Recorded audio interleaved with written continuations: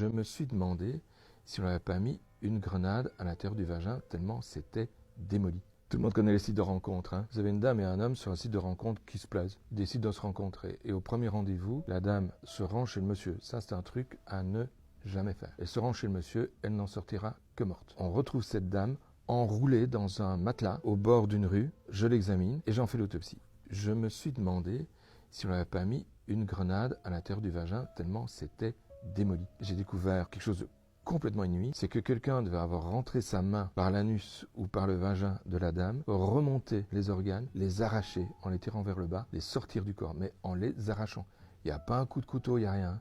C'est arraché. Et les arracher alors que la personne est encore en vie, parce que les saignements prouvent qu'elle était encore en vie. Quand vous arrachez des organes comme ça, ce qui se produit, c'est que l'aorte, c'est le plus gros vaisseau du corps, c'est celui qui amène le sang depuis le cœur à tout l'organisme, c'est le plus gros. Si l'aorte se rompt, c'est la mort quasiment instantanée. Et là, l'aorte était arrachée. Donc la dame, en 2-3 secondes, elle était morte et il n'y avait plus de sang, quoi.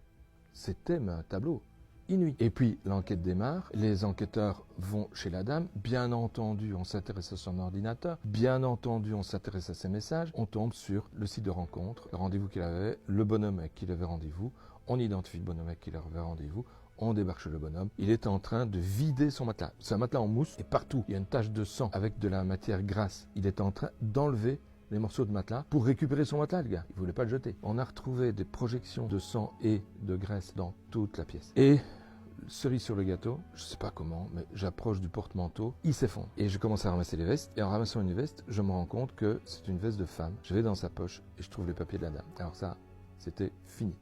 Le type qui nous disait que non, on se trompait, il avait vidé un animal, c'est ce qu'il nous racontait. Ça ne correspondait pas, mais il avait vidé un animal. Ça ne tenait plus la route. On a prélevé des morceaux de ce qui restait, évidemment. On a fait de l'ADN dessus. On avait l'ADN de la dame. On avait son manteau avec son portefeuille dedans, sa carte d'identité.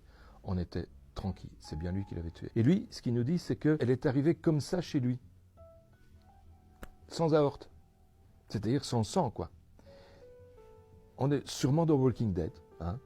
Et en pleine cour d'assises, le magistrat, qui était le président de la cour d'assises, se tourne vers ce monsieur en lui disant « Monsieur, vous venez d'entendre les propos du médecin légiste, qu'avez-vous à répondre ?» Il a dit « Je ne sais pas, demandez à un médecin. » Et le président lui a dit « Ça tombe bien, vous en avez 2 devant vous, j'étais avec un assistant. » Il a été condamné à la peine maximale.